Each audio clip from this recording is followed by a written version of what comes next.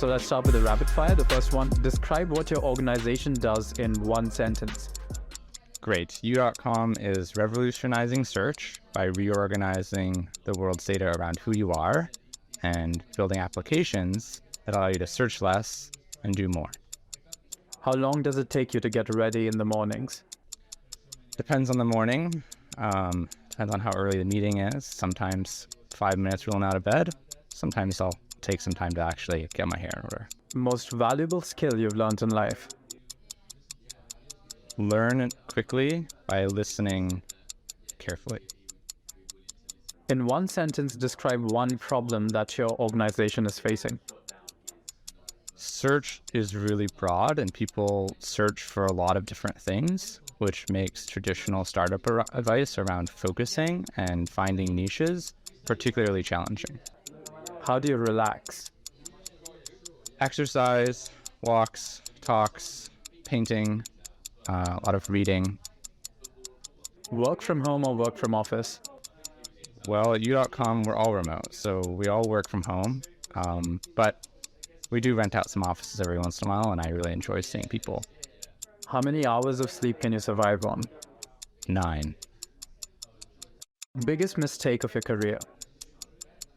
Not taking bigger risks when the opportunities presented themselves. How many cups of coffee do you drink in a day? None. The last one is, what would you be doing in life if not this? Finding some other way to have a company that helps people live happier and more fulfilling lives. Okay, so to the long form questions now. When was the exact moment when you thought about launching your own search engine? Good question. There are 2 moments. One, when I met my co-founder back in 2013, and he had been hacking on a couple different demos around search, but we didn't really know how the technology could work to make it really possible. And then again, back in 2019 and 2020, when we revisited that question after AI and especially natural language processing had made some pretty marked advancements, did we understand maybe we could actually take a crack at this and use AI that actually understands better, to some extent, what people are trying to type into a search box. We could actually start to make progress on that vision from way back in the day when we first met. So do you think a lot of other ideas around what could have been done with AI were conceived much earlier? Absolutely. A lot of what has been the driving force behind a lot of AI research and technology development has been, I think, conceived of and imagined many, many decades ago. But the compute, hardware, the layers of abstraction we have now to make iteration really quick and easy is allowing us to really execute on some of those things and make them possible. Not all of them, but some of them are starting to feel a little different and more accessible to us now. So going back to your past again, what were the top 3 lessons you learned working as a lead research scientist at Salesforce? Take bigger risks, especially with your research.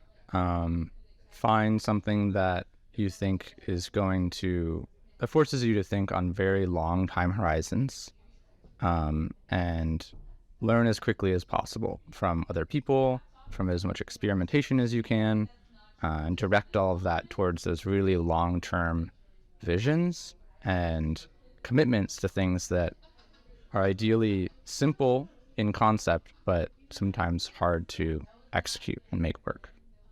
So taking all 3 of these into account, what comes to your mind when you hear the phrase search engine of tomorrow? What do you think the future holds for You.com? First thing that comes to mind is You.com. I think in the future here, we're going to see people's expectations around search change a little bit.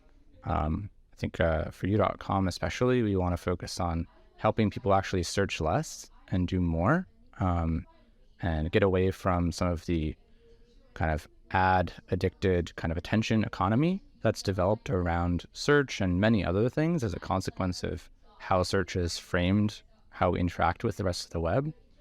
So we're going to keep working on, like I said, reorganizing the world's information, not around what kind of information it is or around advertisements and your attention, but more around what you're trying to do in the moment and building things into search that might actually surprise people that they don't actually think of as normally being part of search. Things like AI that helps you write essays and marketing copy, AI that helps you write code, generate images from text, things like this that as AI and every industry accelerates and search becomes fragmented, You.com can become a place where we reimagine search and what it can be doing for us.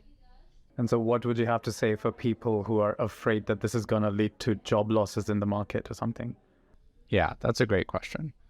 I think a lot of AI could absolutely force us to transition and, reskill, re-educate, and shift towards a different kind of labor, different kinds of jobs. And it's not necessarily going to be an easy thing to do. But ultimately, I hope that we're creating AI, including search, that allows people to just spend less time and energy on the things that they don't really want to be doing anyways. And they can spend more time on things that allow them to have more fulfilling lives, whether that's generating images late at night instead of, like working night shifts or something like that. If we can move more towards that, I think overall, I hope as a society and a community, we can navigate those tough transition points. And what role do you think algorithms or artificial intelligence bots play when it comes to search engines? Well, they're absolutely essential at this point. AI is pretty much the only way we know of right now. Different forms of AI, maybe whether they're large language models, inverted indices, and things like that. All of these really powerful statistical methods and all the different kinds of machine learning and algorithms we're developing are really crucial for finding what we're looking for when sometimes we don't quite know exactly what we're looking for in a world that's increasingly complicated and has a lot more information every day that we have to sift through. It's just not something that we'll really be able to do ourselves, and AI will have to be there to help us do it. Right, so I'm going to repeat that question again, the previous one. What would you be doing in your life if not this? I would be finding some other way to help people live happier and more fulfilling lives.